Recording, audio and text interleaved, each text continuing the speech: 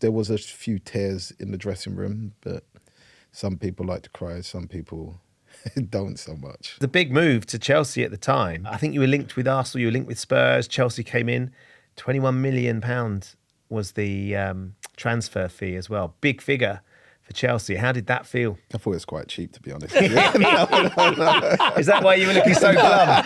They've got me cheap, Dad, that's what it is. Did José Mourinho sign you, or did someone else behind the scenes pick you up? Mourinho signed me. He made the decision. Gave him a few running arounds earlier in a couple of seasons before.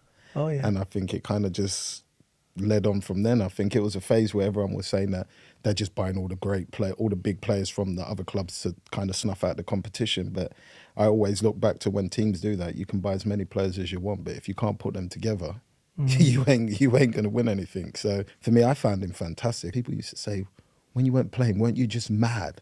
I say, of course I'm frustrated, but it's hard to be frustrated when he's made a decision. That player either scores, but we win the game. Like, it's a team game, so you kind of have to get on with it. And Spurs, I think he came up to me on the Tuesday or Wednesday and he said, Shaun, I'm not going to start you in this game. If we're 2-0 down at half-time or 3-0 down, I'm going to bring you on. We're going to draw the game and then we're going to go to White Hart Lane and we're going to win and we're going to go through the next round. So me, I just laughed it off thinking he's just saying that because he thinks I'm going to be upset with the fact that I'm not playing, basically. Yeah. I think it was 2-0 down after 30 minutes.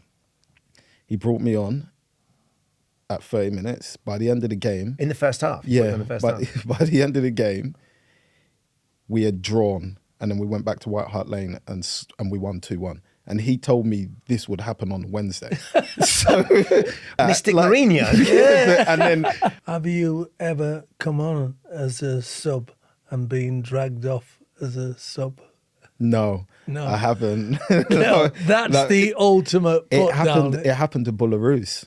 Everything seemed to happen against Spurs. But he came on, got dragged straight back off. And I don't think he played again for Chelsea.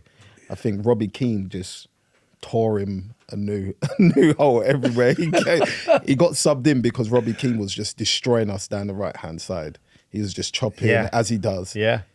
He got chopped. And Mourinho just pulled him straight back off. He wasn't the He just pulled him. And I looked, I was like, oh my God.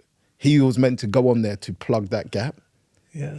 Boss must have thought it got worse. Long? But how long did he give him to try and plug the gap? How long was 15, 20 minutes max. I mean, which is not necessarily long enough to be able to prove you can, even if Robbie's ravaged him in the meantime. I don't know. But at that time, I think... I wouldn't say you might know this better than me, Cammy, but as a manager, if you tried to make a change and it's not happened, you're kind of panicking because that change is meant to affect the game, not be a negative on the game sort of thing. So it's like, but he never played for Chelsea again after that. Do you remember what it was like when Jose got sacked then? I'm not an emotional person, but some people in the dressing room was crying because nobody kind of saw it coming because, like you said, he had a massive impact. But we remember him just coming into the dressing room to say, by him, we was all confused as to why this is actually happening because, like you said, the impact that he had on the club in general, let alone just the players, was something other than special. And to just get rid of him just like that, it makes you think what actually did really happen, which we would never actually ever know. So there was a few tears in the dressing room, but some people like to cry, some people don't so much. Yeah.